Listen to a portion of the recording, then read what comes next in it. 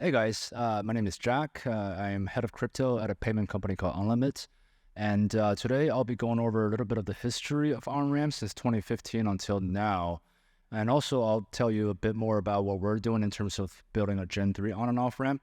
The reason why I think not a lot of people are going to be here today is because we didn't get the bounty sponsored in time. So usually people come to these things in order to learn more about the API. But we joined ETHGlobal late, so but it's all good. I still think that we're a really good counterparty to work with. So I've been in the space myself for the past 9 years. So come to talk to me afterwards if you guys need any help with payments or banking. But yeah, let me just go through this. So UNLIMIT, as I mentioned, is an OG payment company. We are a principal member of Visa and MasterCard, and JCB and UnionPay and Amex and Discover. And also we have our own Swift code because we're a principal member of Swift as well. You can think of payment companies as kind of like node providers into Web2 payment networks, because just how like Infura or Alchemy allows you to read and write into Ethereum or any EVMs, a payment company that is a principal member of Visa or Master or being an acquirer and a processor, we basically have read and write access directly into VisaNet, right? You can think of like the VisaNet mempool as a place where like the acquirers gets to put in payment requests to the issuers, and they'll just get more like analytics while it's in this mempool. So that's what a payment company does. I mean, there's many different types of payment companies. Point being that as an acquirer, we're like directly at the source, right? It's like the difference between like Infura versus Gelato or Morales, right? One is a node infrastructure provider. The other is a higher order API for doing something on top. So we are more like an Infura in that sense, as like a Web2 node provider. Good. And now we are launching an on-ramp on top of our payment company, the payment stack that we already built up. So imagine if like Stripe or like WorldPay or Checkout launched like MoonPay or Transact or Ramp, right? That's what's happening. We have this next generation Fiat on and off ramp that we're building on top of our own payment stack, right? There's a lot of efficiency gains when you do that, because as an acquirer, you already get basically the best buy rates and the best bank FX rates, which are savings that we pass on to the users, right? So imagine if like a user went from, let's say, like BRL to ETH, and you're using like the merchant on record that is Transact or MoonPay that is based in Europe. Well, every time that MoonPay receives a merchant settlement, they'll receive it from like BRL to Euro first before they convert the Euro to ETH, right? So it's not about the transaction fee of like 2.9% plus 30 cents. It's about the fact that there's a hidden FX cost in the fiat to fiat and the fiat to crypto conversion that then is put into the spreads that is passed on to the user, right? So here we don't have that because we're an acquirer. We basically get bank rates like 5 bips, 10 bips, as opposed to 300 bips for our cross-border FX settlements.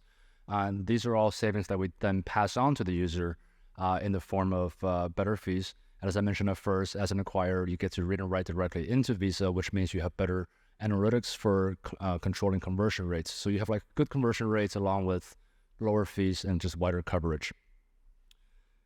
Anyways, that was a little bit about myself and the company, the parent company. But let's go through like today a history of on-ramps, as I mentioned, right, where you have Gen 1, Gen 2, and Gen 3, and what the current kind of typology looks like. So at Gen 1, we have Simplex. Back in the days, there was only Simplex.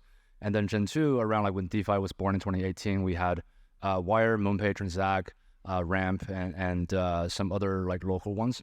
And then over the past couple of years, things have been changing really quickly. Unfortunately, instead of having like a fiat DAO with like a standard API that allows every on-ramp to adhere to this API standard, everyone kind of started competing and therefore fighting for the same market share within the space, as opposed to having a standard API that allows people, every developer, to then just, it's like saying if you're using Alchemy or Infura, you're still using the same RPC API, just changing providers. You don't have that in on-ramp space. So I'll go through a little bit about what's going on in the Gen 3 or the current landscape for what should happen next. So here's a long form from Simplex. This is actually from 2023. And that just tells you kind of how much things haven't improved. You see this very long form UX is kind of clunky, right? It's I was trying to find a screenshot from 2015 through like Exodus Wallet and BRD Wallet, but they don't have it anymore. They turned it off, or BRD Wallet got bought by Coinbase, and I can't find like a 2015 version of this. But imagine like a longer form that is basically, not embeddable, right? And it's completely off chain because you have to copy paste your own address. There's no wallet sign in, there's no wallet connect, right? But at the time, it was literally the only option, right? So let's give them some credit for being the pioneers here in terms of a company that's enabled on-ramping in 2015, even pre-Ethereum, but there was just a lot of problems, obviously, at that time with like high fees, super low conversions, huge problems, fraud. At the end of the day, they had to bow out of the race because they could not compete with newer on-ramps at the Gen 2 level. So, they sold to another company called Nuve, which is like a Canadian payment company that bought Simplex. And yeah, so that's kind of Gen 1, like I would say probably like 2014 to 2017, the only option available. There were some like other regional ones like BTC Direct that's been around, but in terms of the B2C model, I would say that, Simplex was kind of the pioneer there in what we define as on-ramps today. And then around like 2018, you had like Wire come in. They raised like a Series A. Like I was first employee at Wire, and we were doing like a lot of other stuff before this. We were doing like OTC trading and like cross-border payments using crypto as a rail. But when DeFi was born, we realized that, hey, why don't we take our licenses that we have in the US with like, money services business or money transmission license, and let's offer that into the DeFi ecosystem with non-custodial wallets and dApps to allow users to on and off ramp. So we kind of like repackaged what we did. Because if you think of like what cross-border payments using crypto or rail is just like USD to USDC and then USDC to local currency. That's like an on-ramp and off-ramp together, right? So if you separate it and you say, okay, well, instead of doing an end-to-end flow of like USD to BTC and BTC to BRL, let's just offer both as like one is an on-ramp and one is an off-ramp. So we kind of repackaged and restructured the company to become an on and off-ramp for DeFi. It was a very exciting time at that time. We did have an embeddable widgets. We were the first to work with Maker. This was like literally August 2018 when the USD to DAI rails were turned on. Like imagine that, right? Like we're talking about like the first year of DeFi, and this was like pre-Uniswap days in 2018, and we already had like USD to DAI, which was phenomenal, I think. And we had Apple Pay. Like if you guys ever use like Rainbow wallets, and Rainbow Wallet has like an Apple Pay checkout feature where it's not like an embeddable widget at all. It's completely white label, and it's like literally 2 clicks and you're done. Right, I still think that that's the best flow, even though, for some compliance issues, you can't actually do that. But, we were breaking things at the time in 2019. Still, there was like some problems, once again, due to compliance. We didn't know if we can do DeFi, like, for example, like fiat to like a meta transaction so that you can stake into Compound at the time. Like, we didn't think we can do that as like a US money services business. So now, Simplex is dead, Wire is dead, and, you kind of move on to Transact, right? Transact, I have a lot of respect for what they do. It's a developer-first company that just has really good tooling, and they're all devs before they're payment people. They did build out like all the meta transaction stuff. So like you can go from like fiat to anything, right? Literally like user pays in fiat, it goes to like a Transact hot wallets, and then there's like an approve and allow with the function that basically interacts with any other contract through like a forwarding address that decouples the sender's address from the user's address, so you can. It's almost like a paymaster that allows you to pay on behalf of a user with the ETH that Transact purchases with the user's fiat to then forward it over to the user's wallet in terms of like a staking like LP token. It was ahead of its days, I think, in terms of this being done. There's easier ways to do this if we can adopt account abstraction, obviously, but this is all pre-account abstraction, so the meta transaction stuff was really cool.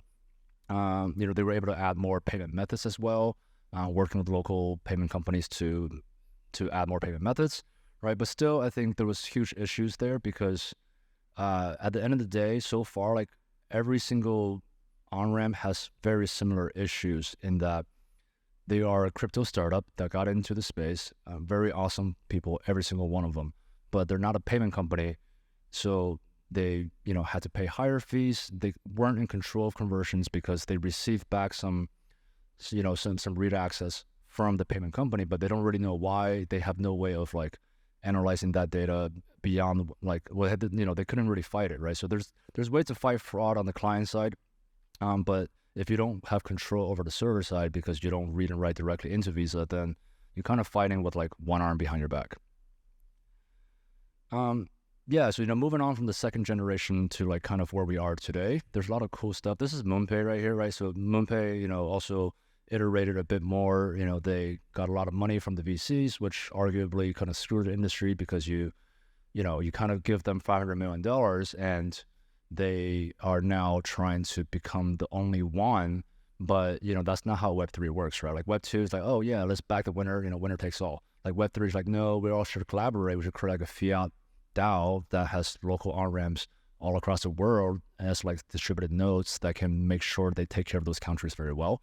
So, I have my beef, I guess, with these Web2 VCs that gives money to Web3 companies and that influence how they think. Now they kind of steal every non-custodial wallet's users by launching their own direct-facing app, right? User-facing application, so retail application. And I'm not sure if that's good for the space to do that.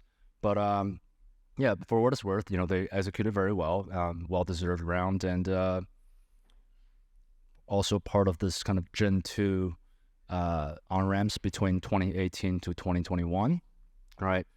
Introducing new elements like NFT checkouts, super well-funded, obviously, pretty strong counterparty in that sense, right? They're not going to die, I don't think. It's not like Sampool or Wire or, even Transact arguably only raised 20 mil when they should have raised 50 at least, right? Not as strong of a counterparty when you think, on relying on a partner and provider for the long run, right?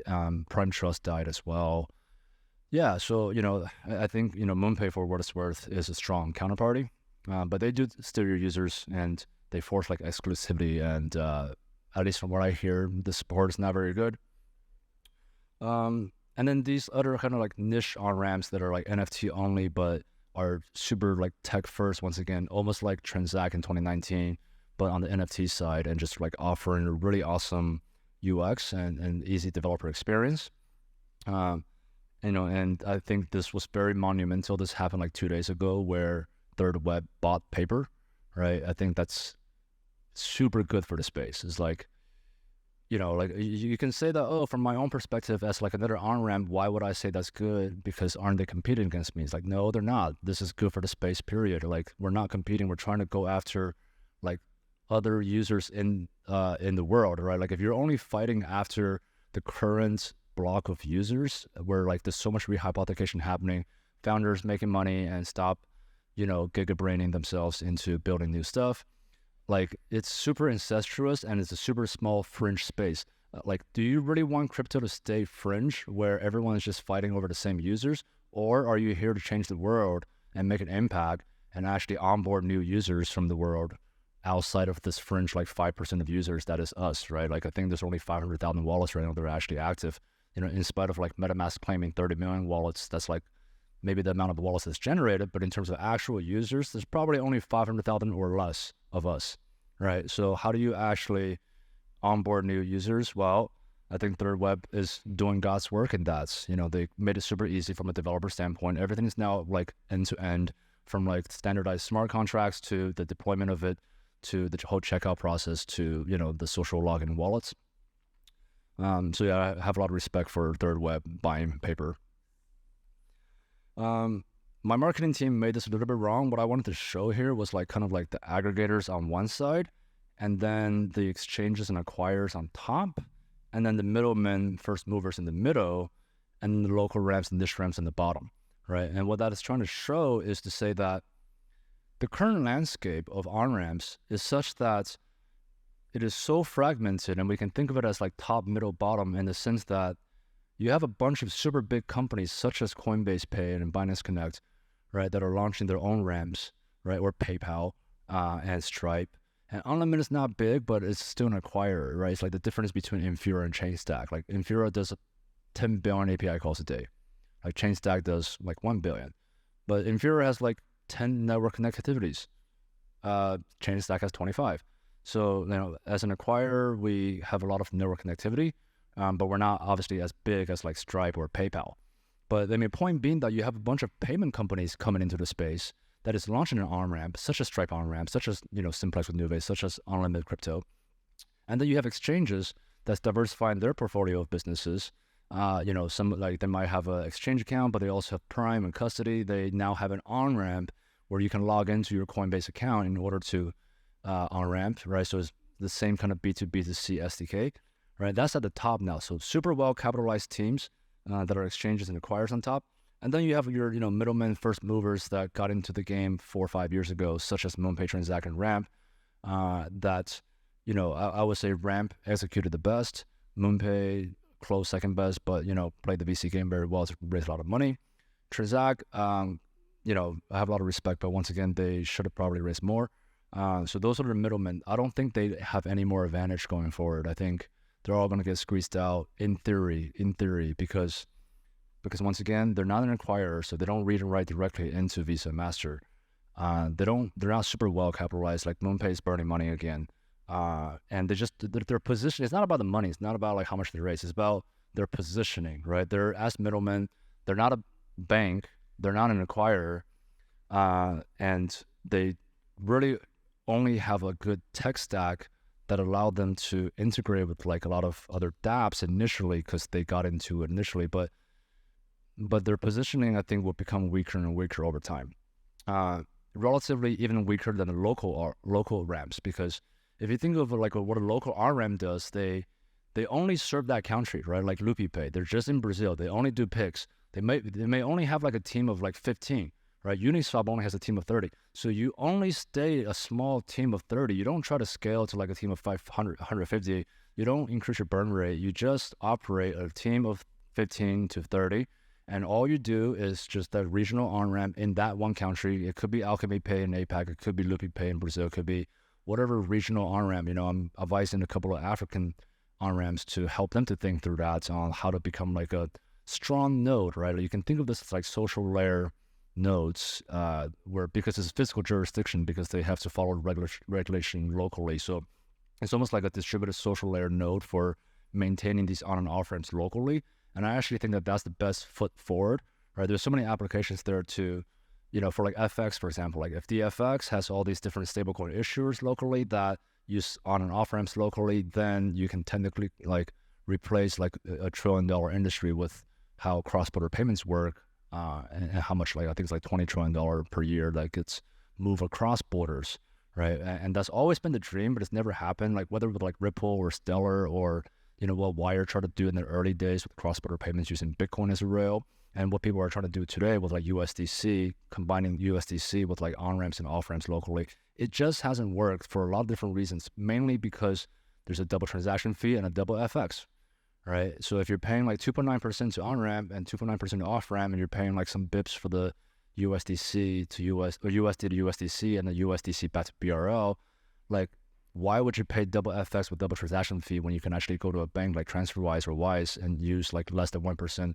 fees there, because you can get like buy rates of like, once again, 1 to 5 basis points, right? But if you do have stablecoin issuers working with local on and off ramps, and they're able to both together bring the cost down, basically converting stablecoins at 1-to-1 and having very low transaction fees, then it does make sense to build such an international Venmo soon. So I'm personally more bullish on like local ramps doing this, right? And the niche ramps too. Like I think from a developer first standpoint, it as long as they stay small and more lean in terms of being a developer first and not like undertake all of this like regulated payment infrastructure, then like great, you're more like a hard hat and a truffle as opposed to like a Coinbase and Binance, right? So there's space for that too. And then the aggregators, right? So it's like, exchange, acquire, middleman, and then local ramp and niche ramps, right? 3 layers, and then the aggregator that can take care of all of that. there's value in that. There's new teams. I didn't put Poco app on here. Poco is like a team out of YC that recently launched an aggregator. They're really good too. Onramper is the OG Meld race last year. Pretty good team. I think they're like from Square, Cash, and some other Web2 payment companies. They understand aggregation very well. But Poco is like really cool too. So that's kind of where the landscape is today. I'm happy to be disagreed with. Definitely come afterward to tell me I'm wrong. Always love to learn. But yeah, so that's kind of where we are today as far as the landscape. I just want to go over a little bit about us again in the context of what we want to build next, right? We're building a next generation Fiat Onramp. I'm taking all my failures at Wire and trying to apply it here at UNLIMIT Crypto. As a principal member of Visa Master, we definitely have a really good position to do this right. So some of the things I want to do has more to do with like avoiding double sign-in, like avoiding double KYC, because when you have because if you think of like what happens with every on-ramp, it's like they all have this email sign-in, and then they all make you do like a KYC, and then they all like put you through this like form where you have to fetch the quote and put in the source amount, dest amount, right? A lot of that is redundant, because like if I'm already signed into like Web3 Auth or like Magic Link or any other social login, why do I have to sign into the on-ramp again, right? That's literally like not needed. Why don't I just, or if I'm already signed into my wallet, why can't I already signed it with Ethereum basically. Why do I have to authenticate into this other app, right? It's almost like an app once again, but it shouldn't be an app. It should be embedded. It should be abstracted. So that's one module I want to work on in this near future as head of crypto here. I want to avoid double sign-in, right? Another thing is like double KYC. It's like a lot of apps have KYC already. They're using like with Persona, they're using with like SumSub, right? SumSub has an API for reshare KYC. Banksa did this. It was a very awesome build. Like if I'm able to basically say, let's have like a multi KYC provider architecture where I can intake like 10 different KYC providers, but the schema still falls under my own, compliance regime to make sure that I hold the PII of the end user and it still satisfies my compliance requirements, then great. Then, I'm happy to use my partner's KYC vendor as my own KYC vendor, right? So, and now you think about the UI where it's like, okay, cool. There's no more sign-in page. There's no more KYC page, and you're abstracting away these pages more and more for a better UX, right? You do like a fetch quote API instead of like a fetch quote UI, and everything's now gone, and all you land on is like a Stripe like payment form, right? That's kind of the goal, right? It's like the fine line between a fully white labelable API versus like an abstractable widget, and that's the line that I'm trying to find for, or trying to define for UNLIMIT Crypto's on and off ramp. I have a quick demo to give of where things are right now, but I think I'm out of time, right? So, or maybe 2 minutes, and we can take some questions, I guess.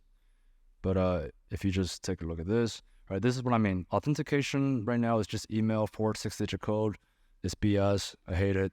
We're going to replace that with like a multi sign-in process, like Web3 Auth and Magic Link, so that you can avoid double sign-in, right? Payment methods are already in there, right? So this is what I mean. I got to slow this down. So once the authentication page is done, right, if we're able to save the card token and the user can sign into the payment method, then this is all it should be, is you should just land on the payment form, because the KYC is done in the backend, right? This is abstracted away. You didn't see this because it's not there. You went from auth directly into the payment form, which is literally the easiest flow that you can do. Because here what happened was the KYC is abstracted because we received it from the partner who sent a KYC token from the provider, from the KYC provider, right? So that now all you do is land on the confirmation page in the payment form, and you're able to finish a purchase flow in 40 seconds, right? And that's what we want to do. We don't want to be in the mix. We just want to get in and get out, right? Like user generates wallet, we help them to fund the wallet. We do the performance, the fraud checks and all that, 3DS2 or any other fraud checks that we do on our own backend, and you're done. You can finish the whole flow in like literally 40 seconds, right? That's the goal, at least. And I think I am done. So happy to take some questions.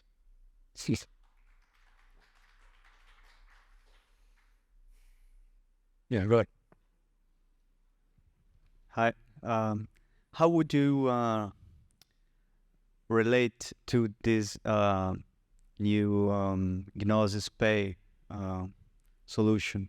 Yeah, for sure. I love Nosis Pay. What Nosis Pay did was they basically took their account abstraction stuff that they have, along with like a partner called Monerium, which has like a stable coin called Euro E, right? And then you can basically convert anything into the multi-signet approvals, and you can convert anything to Euro E, and then that Euro E becomes Euro, and then now you can use that Euro on a card. You can think of that as almost like an off-ramp, right? Because you're going from like crypto to fiat, but you're not off-ramping to like any bank account around the world. You're not off-ramping to any e-wallets or even cash. You're off-ramping to a very specific branded card that can only be issued to residents of Europe. It's still valuable. I still think it's a great product. I think the fact that they are offering it as a service in terms of letting other teams use it is really great, right? Once again, this is the difference between using like Alchemy and Infura versus Gelato and Morales. Because if you wanted to, you can go to someone like us, who is a pure play Web2 payment company that is an e-money institution in Europe, and you can say, hey, Alchemy of Web2, can I get this card issuance that we have a banking as a service API? We're able to, give you that like fiat only system raw, right? Or if you say, hey, I want to just use Gelato, I don't care about that. I don't want to deal with fiat systems at all. I just want to, only have this developer tooling. Then yeah, you would, go to Nosis Pay and just use them to issue any branded cards. Yeah.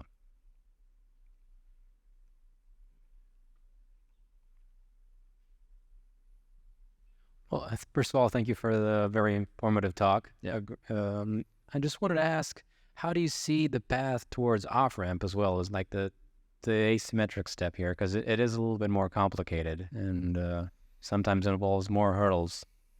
Yeah. I think first and foremost, you need like people on the ground in every one of these countries who can work with the local regulators and local partners to just get that Web2 node set up first. Right? And that's part of the reason why I'm here. I've been in the crypto native space for the past 9 years. I decided to come across the chasm into Web2 because in order to win this war, it's like there's two ways to fight this war, right? Like you fight on the crypto anarchy side, right? Stay in the crypto native space, or you can Trojan horse in and become like a general and just make sure that the war is going the other side's way. So, I'm putting that on camera, but whatever's, I'm not suicidal. But point being that I think those kind of partnerships are important, right? Like you have to have local like payment service providers and sponsored banks working with you first and foremost. Once you have that and you know that you can scale to, let's say, like $100 million per day in volume and you won't get flagged, okay? That means that node will run with like 5 nines, right? It won't go down.